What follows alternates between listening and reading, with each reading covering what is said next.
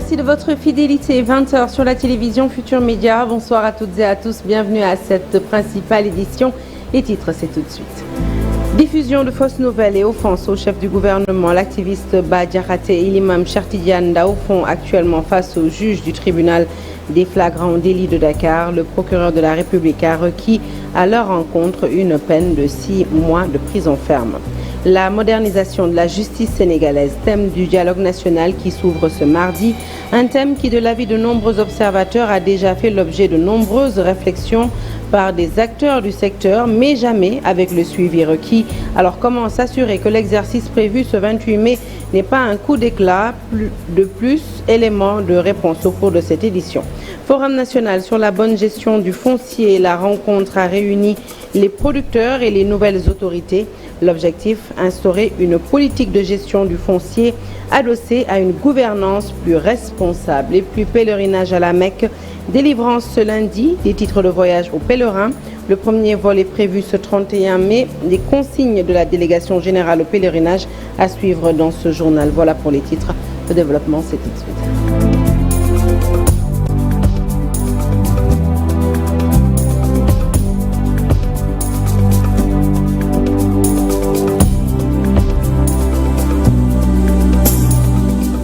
Bonsoir à toutes et à tous. Un journal que nous ouvrons tout de suite avec cet accident de la circulation impliquant un camion et un véhicule 7 places et qui a occasionné la mort d'un bébé de 8 mois et 9 blessés, dont 4 graves.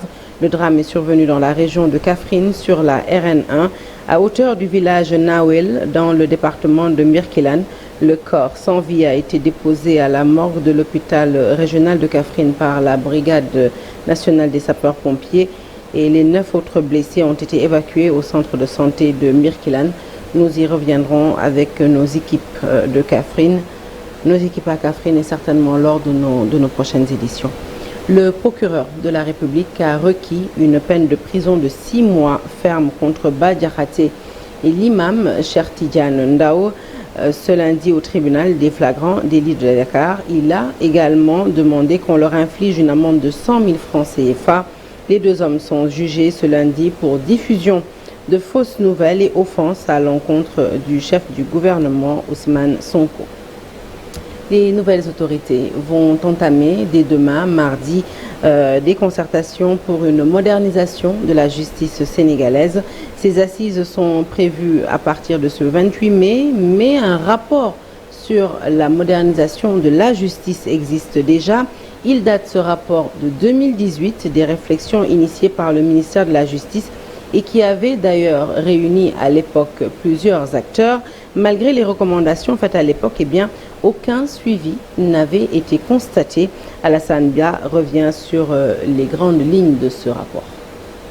C'est un rapport de 51 pages intitulé « Comité de concertation sur la modernisation de la justice ». Il a été produit entre mars et avril 2018. La production de ce document, qui est le fruit d'une réflexion collective de différentes composantes de la société, est motivée par un contexte marqué par des contestations et souvent des plus virulentes sur le fonctionnement de la justice.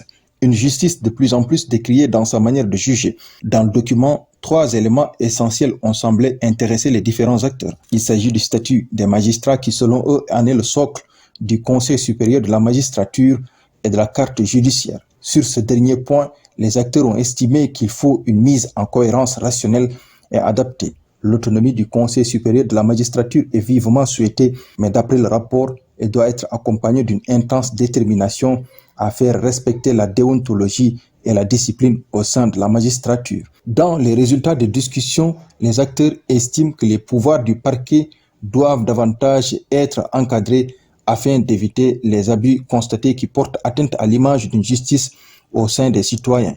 Le parquet doit bénéficier sensiblement des mêmes garanties que les magistrats du siège en dépit de son rattachement organique à l'exécutif. Sur l'équilibre des pouvoirs résumé en 15 points, l'on peut noter la proposition de nomination par décret des juges d'instruction, la désignation du juge d'instruction par le président de la juridiction, l'interdiction des injonctions individuelles au parquet, la mise en place d'un juge des libertés et de la détention. Des recommandations ont été formulées également sur la retraite des magistrats, l'éthique et la déontologie du magistrat, l'équilibre des pouvoirs, entre autres. Une diversité de perceptions qui a permis au comité de concertation de mieux se rapprocher de sa mission et de son ambition, améliorer la justice au quotidien en mettant en relief le principe d'indépendance qui en est le socle, tout en s'évertuant à la rendre plus efficace, plus simple et plus proche pour ceux qui en sont les bénéficiaires attitrés, les citoyens. Produit depuis 2018, ce document est, semble-t-il, lu et rangé dans les tiroirs. Il est le fruit d'une réflexion d'anciens ministres de la Justice, de magistrats à la retraite ou en fonction d'universitaires, d'avocats, entre autres. Pour les assises de la justice à venir, ce rapport pourrait servir de référence aux nouvelles autorités. Alassane Ba, merci à Saint-Louis. En tout cas, la population a réagi sur le dialogue consacré à la justice et prévu demain. Les avis sont partagés. Pour la population du Nord, eh bien, il faut surtout respecter les recommandations issues de ce dialogue. Je vous propose d'écouter les Saint-Louisiens au micro de Ousseynou Diop et Abib Sek. Bonne affaire parce qu'actuellement, comme vous le savez, il y a trop de problèmes au niveau de la justice. Il y avait des assises au niveau des assises nationales. Mais souvent, on voit que si on fait les conclusions, les autorités n'appliquent pas les conclusions qu'on avait tirées. C'est le même cas aussi. Si aussi on fait un dialogue, aussi on n'applique pas ce qu'on dit sur le dialogue, ce ne serait pas important aussi de faire des dialogues aussi. Donc c'est une initiative que nous saluons à sa juste valeur et que nous tenons à rappeler que ce n'est pas une première fois qu'un président de la République nouvellement élu appelle à la concertation et au dialogue. Cet appel pour la reconstitution de la justice, si je me m'exprimer ainsi, donc il est venu à son heure. Il faut restaurer ce climat de confiance entre la justice et les justiciables d'une manière générale. Je pense que c'est quelque chose de très génial et que nous souhaitons qu'il soit une réussite totale. La délégation générale au pèlerinage au lieu saint de l'islam a distribué les titres de voyage aux pèlerins ce matin. Ceux qui sont hors de Dakar recevront leurs documents de voyage à l'aéroport de Diass le jour du départ. Et puis le 31 mai, justement, la date de départ du premier vol. La délégation demande aux pèlerins de respecter les heures de vol pour éviter certains désagréments. Suivant ce reportage signé Charmoni Diop et Amadou Ba. C'est la dernière ligne droite pour des milliers de pèlerins. Ce lundi, ils sont venus répondre à l'appel de la délégation générale au pèlerinage au lieu saint de l'islam pour récupérer leur titre de voyage. Une deuxième étape après les visites d'aptitude. Ce sont les documents qui nous permettent donc de voyager pour remplir notre cinquième pilier de l'islam. Bon, depuis 8 heures, on est là. Et moi-même, personnellement, j'ai reçu tous mes documents. Bon, ils ont donné le visa saoudien et le billet de Air Sénégal et un sac donné par le convoyeur Air Sénégal International. Passeport, billet d'avion, entre autres, le tout dans un sac. Toutefois, certains pèlerins dénoncent l'organisation. Je demande juste une amélioration de l'existant. Parce que quand même depuis ce matin, je suis arrivé pour récupérer le document administratif. J'étais assis au niveau du vol 1. Parce que depuis mon inscription, je suis au niveau du vol 1. Et je pensais que tous les documents seraient disponibles à ce niveau-là. Mais malheureusement, je suis resté jusqu'à ce qu'on a terminé la distribution des documents du vol 1A. Et ils ont démarré même la discussion du vol 2A et je me suis rendu compte que mes documents n'étaient pas disponibles, donc mes documents n'étaient pas à ce niveau-là. À l'inscription, on avait regroupé tous les pèlerins par groupe WhatsApp. Ils ont été tous informés parce que là, ils sont là depuis ce matin, donc ils étaient au courant. Donc l'information a circulé à travers des communiqués passés par la radio, mais aussi par le groupe WhatsApp. Déjà, le rendez-vous est donné. Le premier vol quitte Dakar le 31 mai prochain. Pour l'Arabie Saoudite, la ponctualité est exigée. On les invite à regarder leur billet et à venir à leur indiquer pour pouvoir faire les enregistrements. Il y aura des moments où il y aura un rush à l'aéroport parce que les compagnies Flynas et Air Sénégal peuvent se retrouver au même endroit. 12 860 pèlerins vont effectuer l'un des 5 piliers de l'islam, un chiffre équivalent au quota du Sénégal Beaucoup croisent les doigts pour ne plus avoir à vivre comme ces dernières années à l'image de ces pèlerins en grande détresse, laissés en rade. 4 jours de cessation d'activité pédagogique, c'est le mot d'ordre de grève lancé ce matin par les étudiants de l'université Assane Seck de Ziguinchor. Ils ont barré les axes qui mènent à l'université. Ils exigent l'équipement et la livraison des chantiers, la livraison du pavillon, du nouveau pavillon, du nouveau bloc médical, ainsi que la finalisation du restaurant qui doit contenir 750 places. Ils ont, lors de leur assemblée générale tenue ce matin, interpellé directement le ministre de l'Enseignement supérieur sur ces questions. Je vous propose d'écouter tout de suite Serine Saleh Oumbay, coordonnateur de la coordination des étudiants de l'université Assane Seck de Ziguinchor. Il s'exprime au micro de Lamine Ba et Lamine Mandian. Voilà, aujourd'hui, nous sommes en mouvement. Cela est dû à des problèmes que patrouille l'université Assane Seck de Ziguinchor. Quand je parle de problèmes, il y a 2 volets. Il y a le volet pédagogique, il y a le volet social. Pour dire vrai, rien ne marche. On ne peut pas comprendre des chantiers qui dorment là depuis 2015. Ces chantiers pédagogiques, PGF Sup. Les chantiers sont équipés, il y a des vidéoprojecteurs. Il y a de la sonorisation, il y a tout, il y a l'équipement. Il ne reste qu'une poste de transformateur pour livrer nos salles. Je ne peux pas comprendre, ici on est dans une université et il y a certains étudiants dans leurs emplois du temps, on les met salles à chercher, ce qui est déplorable. Alors qu'il y a ce bel joyau qui est ici, qui n'attend que d'être livré. Une simple livraison. Pour revenir dans le volet social, nous voyons le problème avec la restauration. Actuellement, ce réseau ne peut pas contenir plus de 10 000 étudiants. Il y a des queues qui tirent à longueur. Il y a des ruptures insensées. Même des extensions de restaurants ne peuvent pas régler ça. Ce qui peut régler ça, c'est une nouvelle restauration. Il y a le réseau de 750 places qui est là-bas. Donc, pourquoi pas poursuivre cette restauration et de nous trouver un autre bailleur pour pallier au problème de restauration. Pour rebondir aussi, il y a le problème des 1000 lits. Nos chantiers 1000 lits, qui sont des chantiers qui sont là depuis 2015. Eux aussi, il ne reste que l'équipement et la livraison. Des étudiants frappent à notre porte pour nous demander des logements et consorts. Alors qu'il y a ces belles chantiers qui sont là, qui n'attendent que d'être livrés. Sur ce aussi, je ne peux pas comprendre le ministre, M. Abdourahmane Diouf, ministre de l'Enseignement supérieur, de la Recherche et de l'Innovation. Il faut qu'il revoie ses priorités. Parce que l'Université Assane Seck de Ziguinchor fait partie des priorités. Sur ce, la coordination des étudiants de l'Université Assane Seck de Ziguinchor ont décidé de décréter 96 heures de cessation d'activité pédagogique, accompagnées de 48 heures de front et 96 heures de JST non renouvelables.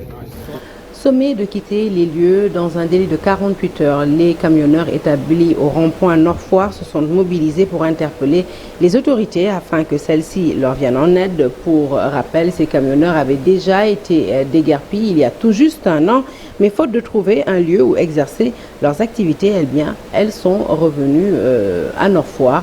Le reportage est signé Abdoulaye Diop. Des camions qui se chargent et transportent le sable. C'est une activité incessante au rond-point Nord-Foire. Aujourd'hui, c'est une centaine de jeunes en colère qui se sont mobilisés pour ne pas quitter les lieux après avoir reçu le jeudi dernier une sommation de la DSCOS leur ordonnant de partir dans un délai de 48 heures. Ils avaient déjà été déguerpis de cet endroit en 2023. Par la suite, ils s'étaient réfugiés au parking du stade Léopold Sédar Senghor. Il y a une semaine, ils ont de nouveau été déplacés pour les besoins de l'opération de la Tabaski. Ainsi, ils sont revenus à leur point de départ, mais une semaine plus tard, ils ont de nouveau reçu l'ordre de quitter les lieux. Nous avons reçu une convocation du ministère de l'Environnement qui nous a informé que l'Ageroute a des projets ici. Nous nous sommes rendus chez Ageroute pour leur expliquer ça. Nous souhaitons juste rester ici le temps de trouver un autre lieu.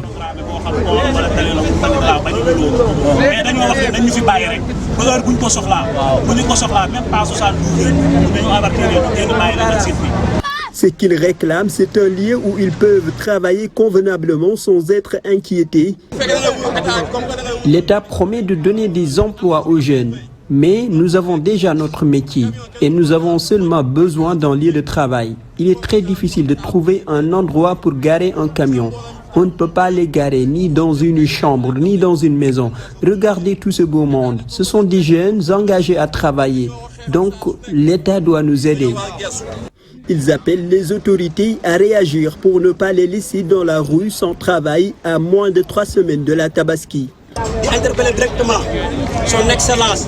Nous interpellons son Excellence, Monsieur Diomaye Diakhar Faye, et son Premier ministre Ousmane Sonko. Nous voulons leur rappeler que nous sommes la jeunesse qui a voté pour eux et que nous savons qu'ils travaillent et croyons en leur projet. C'est vrai, il leur faut du temps, mais nous sommes dans l'urgence. Ainsi, ils doivent quitter les lieux d'un moment à l'autre, mais ils espèrent toujours recevoir l'ordre des autorités avant d'être forcés de partir. Le foncier au cœur d'un forum national de 2 jours à Dakar. Thème de ce forum, la bonne gestion du foncier, gage d'une souveraineté alimentaire. L'accès à la terre est devenu un enjeu national et dès lors, une réforme foncière s'impose. Cette rencontre est censée permettre aux producteurs mais aussi aux gouvernants de trouver des solutions sur la problématique du foncier au Sénégal. Fatou Bintou Konté et Pape Sangone Mbaye ont assisté à la rencontre. Pour une souveraineté alimentaire, l'accès au foncier pour les producteurs locaux devient primordial, mais avant cela, il va falloir connaître le nombre d'hectares que dispose l'État pour permettre à ces derniers d'avoir des lopins de terre. Extraordinaire quand on ne sait pas le nombre de titres fonciers que nous avons et sur combien d'hectares, combien de milliers d'hectares nous les avons. Il nous faut ensemble aujourd'hui nous arrêter et dire il y a tant de milliers d'hectares qui nous a déjà échappé sur le domaine national et à partir de ce moment, nous verrons quelle politique mettre en place. Est-ce que c'est une politique de récupération sous quelle forme?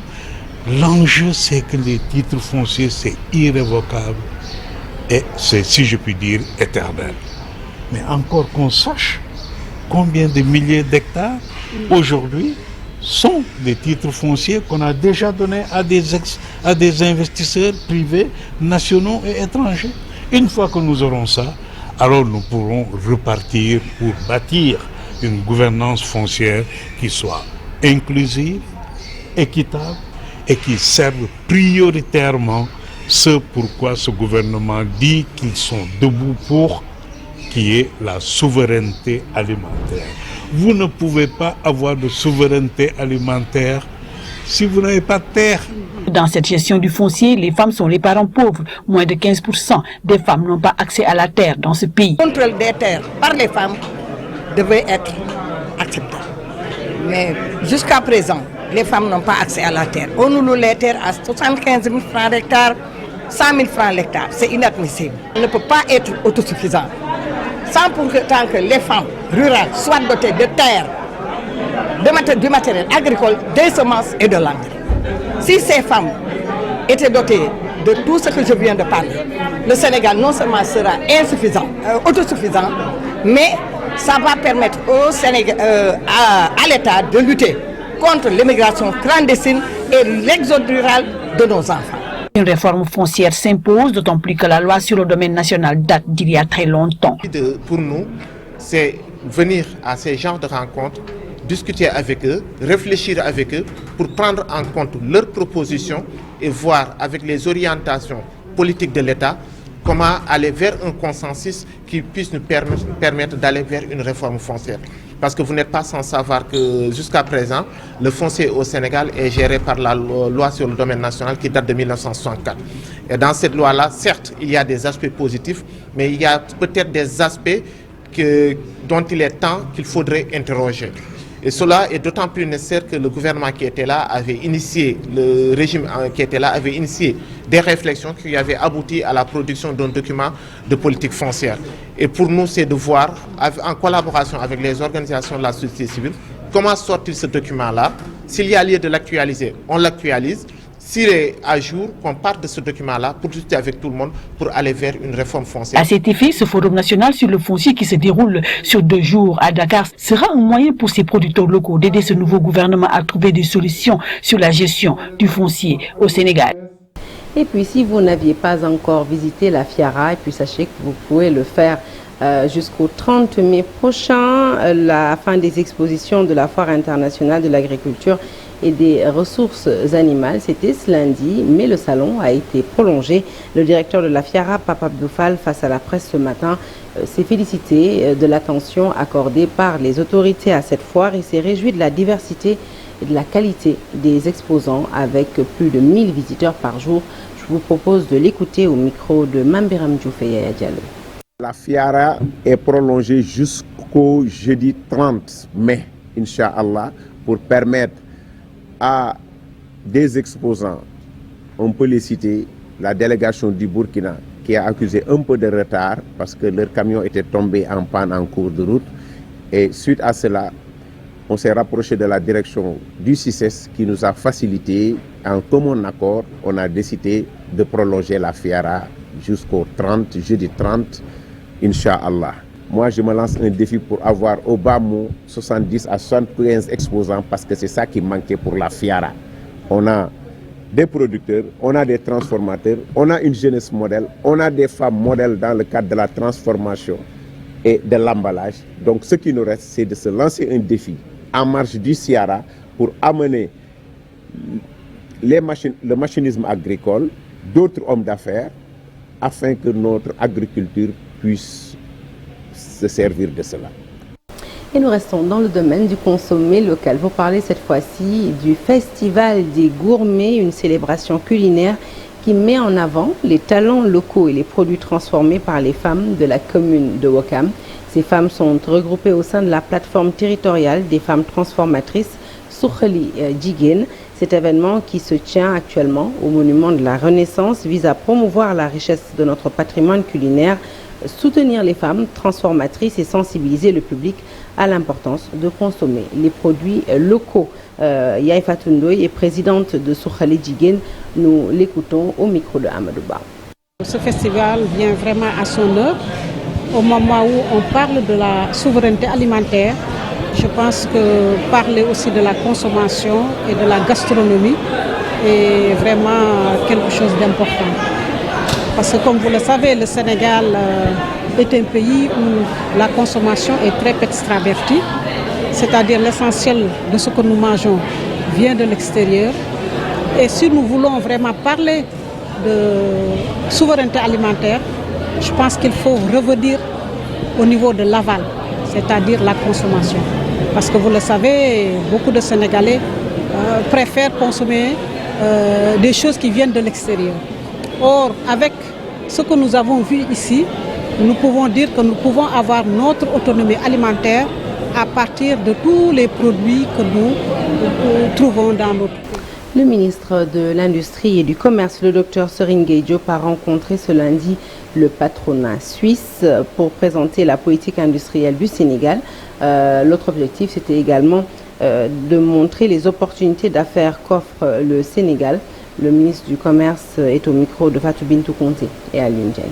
C'est en revue toutes les opportunités d'investissement au Sénégal. Vous savez que notre gouvernement a une nouvelle politique industrielle autour de 45 pôles départementaux, mais avant tout autour de la valorisation de nos ressources naturelles, autour des 8 pôles que vous connaissez, qui sont les pôles du projet. Nous avons donc pu présenter la politique industrielle à travers les filières. 8 pôles économiques. Cela veut dire tout simplement que nous allons créer 8 agropôles et 8 zones industrielles dans le moyen terme.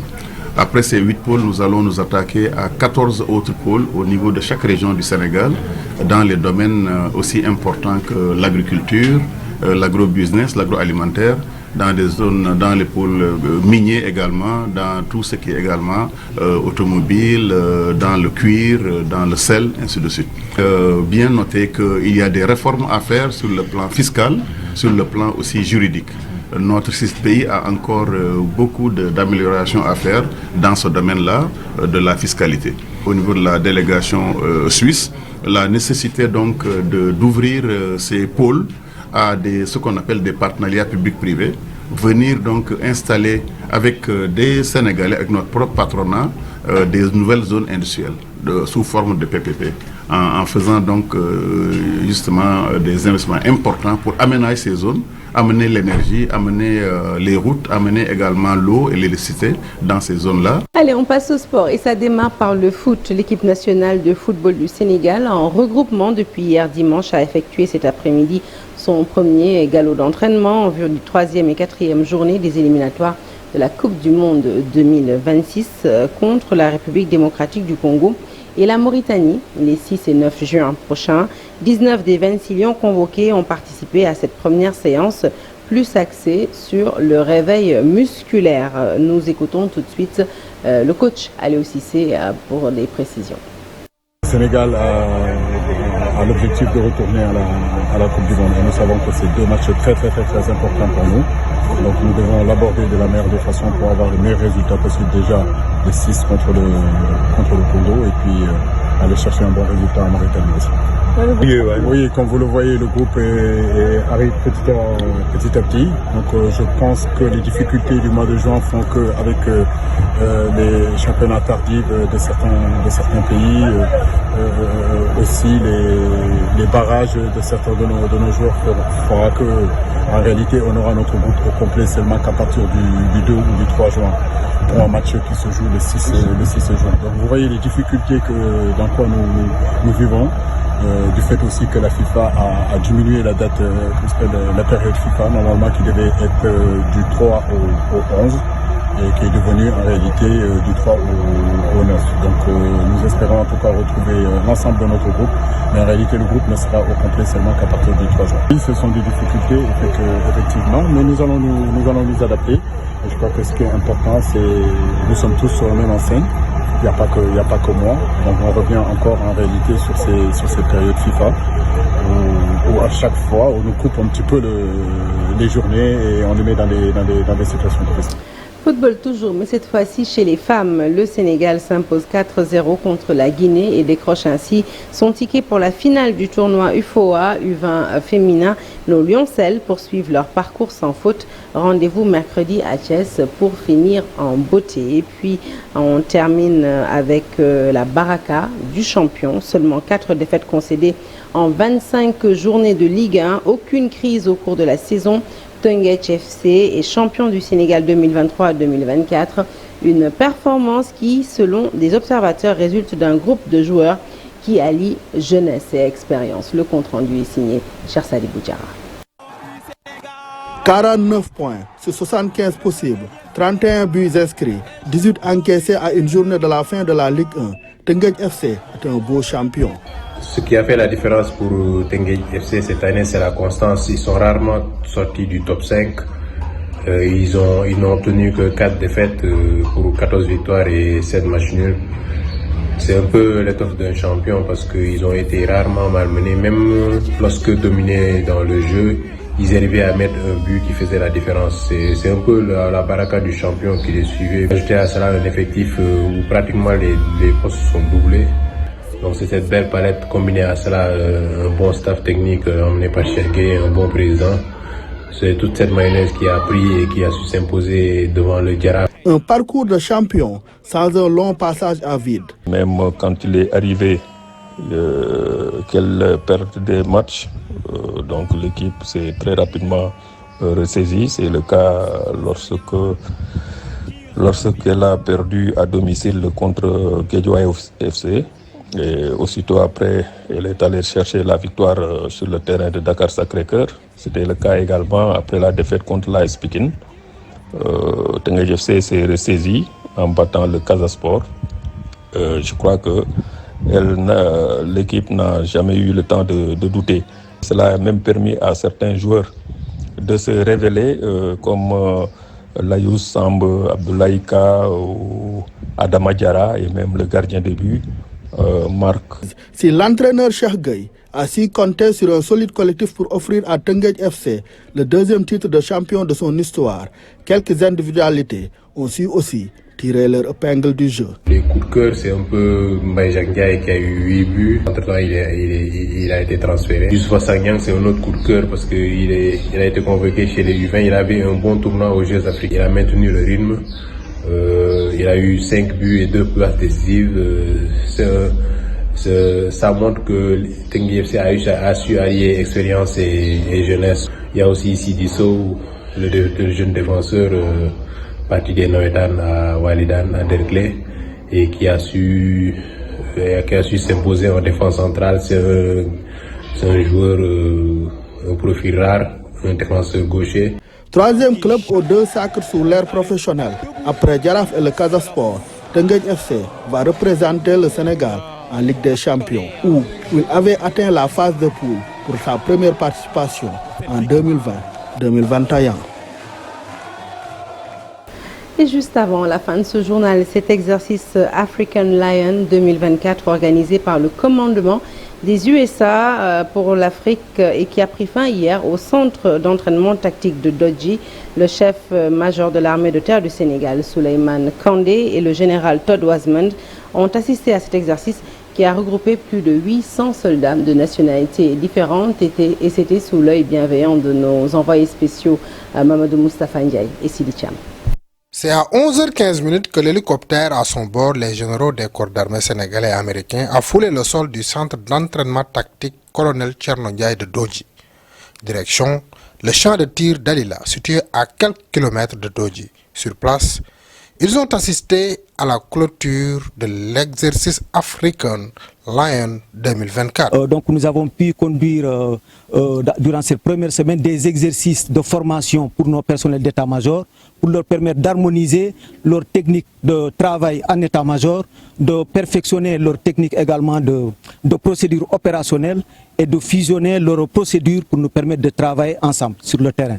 Et ensuite, pendant la même période, les troupes étaient engagés également dans des activités d'instruction, de l'instruction théorique et technique, mais également de l'instruction sur le terrain pour leur permettre donc de s'approprier et de revisiter les fondamentaux tactiques et techniques, mais également de tester toutes les capacités de tous nos systèmes de tir. Donc vous avez vu ce matin pendant la démonstration, toutes les armes ont pu tirer, les fusils d'assaut, les mitrailleuses, les missiles, le Spike, que vous avez vu, qui est une arme quand même très sophistiquée, de nouvelle génération. Et vous avez pu également voir les tirs de mortier de 81. Cette édition qui s'est tenue simultanément au Sénégal, au Ghana, au Maroc et en Tunisie, a vu la participation de plus de 800 militaires de nationalités différentes.